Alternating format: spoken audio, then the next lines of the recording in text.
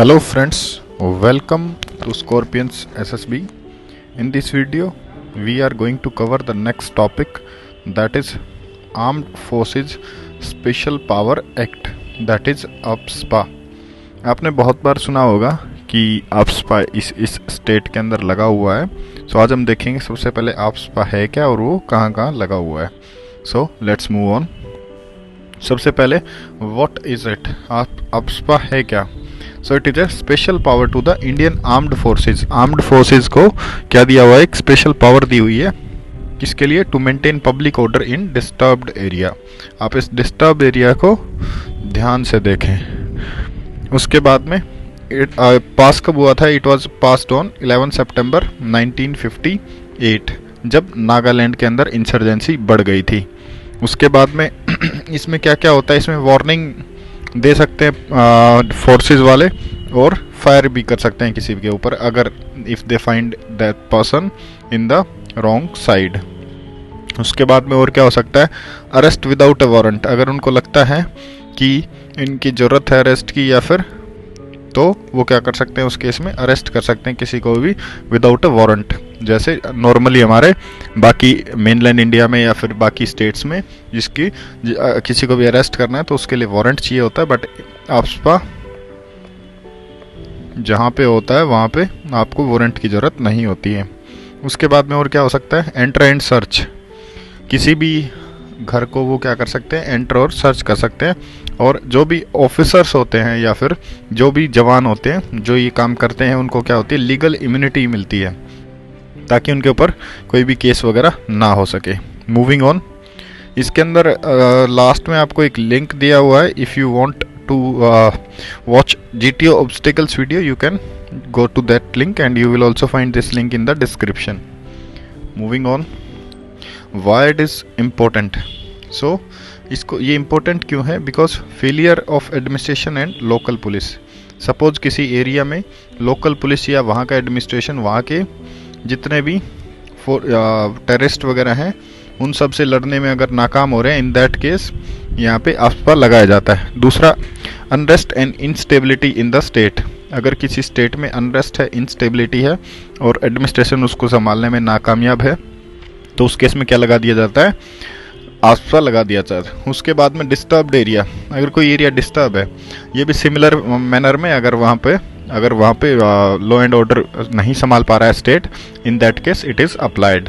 जैसे ये कहाँ पे भी लगा था? फॉर एग्जांपल पंजाब में भी क्या लगा था? AFSPA 1984 में. Moving on.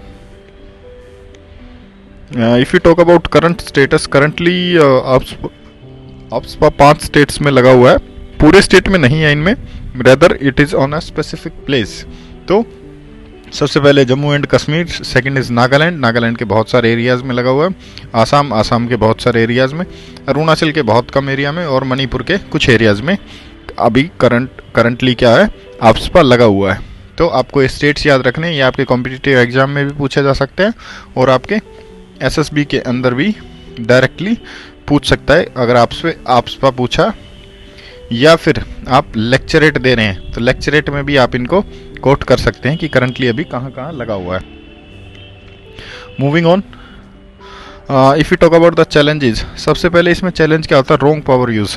कई बार ऑफिसर है तो सारे ऑफिसर उतने अच्छे नहीं होते हैं, तो उस केस में क्या हो सकता है?